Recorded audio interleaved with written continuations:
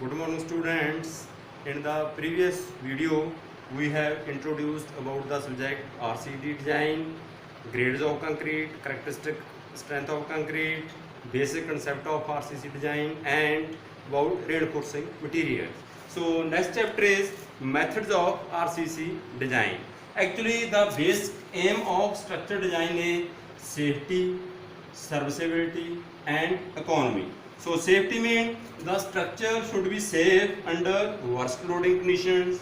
So serviceability means the deformation, deflection and cracks under the working loads or service load should not affect appearance, durability and performance of the structure. And economy means the structure should be economical with regards to its first cost and its maintenance cost.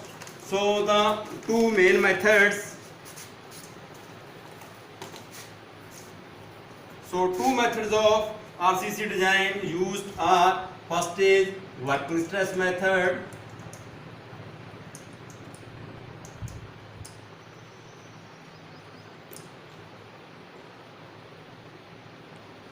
and second is limit state method. So first working stress method. So this method is also known as elastic method of design or modular ratio method. The working stress method is based on behavior of structure at working loads. The stress distribution in concrete and steel at working loads is assumed to be linear. It is assumed that the stresses in concrete and steel do not exceed their permissible values at working loads. The permissible stresses in concrete and steel are obtained by dividing the characteristic strength or yield strength of the material by factor of safety. The factor of safety for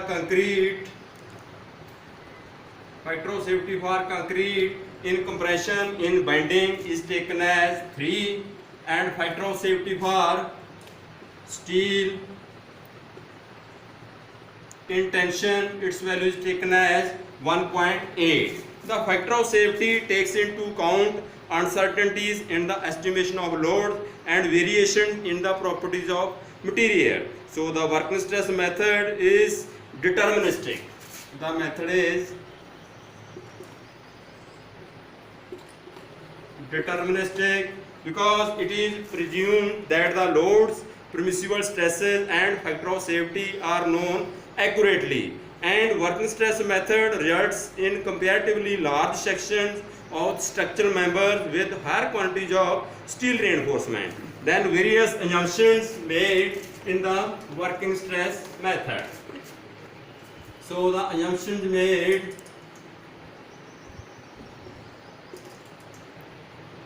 in working stress method: first, concrete is homogeneous. Second, at any cross section, sections which are plane before bending remain plane after bending. It means strain varies linearly from the neutral axis. Third, tension is entirely taken by steel and none by concrete. Fourth, the modulus of elasticity of steel and modulus of elasticity of concrete are constant. 5. The steel area is concentrated at the centroid of the steel area. So next is there is perfect bond between steel and concrete and no slip takes place between steel and concrete. So 7. Concrete on tension side is assumed to be ineffective. Then 8. The modular ratio M, its value is 280 upon 3 sigma CBC, where sigma CBC is permissible compressive stress in concrete in bending.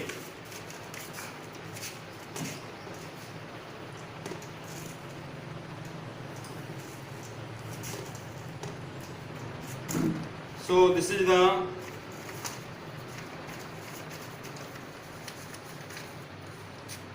figure shows cross section of rectangular beam and this line shows the position of neutral axis. So NA means neutral axis. Then stress and strain diagram. This is strain diagram, silent S, says silent C, strain diagram, and stress diagram for the rectangular section of the beam is this. This value is sigma st upon m, and this is sigma cbc. So b is the width of the beam section, and capital D, it is the effective depth of the beam section. So AST. So AST means cross sectional area of the steel in tension, and small d, this is the effective depth of the beam section, and n is the depth of neutral axis from top, and this is the strain diagram. Epsilon C, it is the maximum strain in concrete, and epsilon S, maximum tensile strain in steel at the level of tensile reinforcement. So this is stress diagram.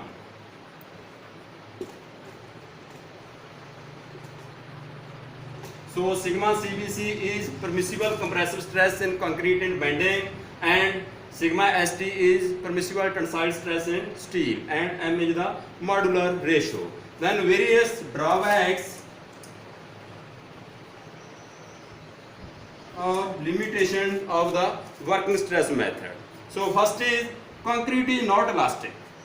So the mild steel behaves as an elastic material, but high yield strength deformed valve, HYSD means high yield strength deformed valve, do not behave elastically. Second, the factor of safety does not give true margin of safety against failure of the structure. For example, factor of safety 3 for concrete, it does not mean that the member or the structure will fail at load 3 times the working loads. So 3, creep and shrinkage. Creep and shrinkage, which are major time dependent effects on the structure, are not accounted by the elastic theory. Then actual safety against ultimate load is not known. Thank you.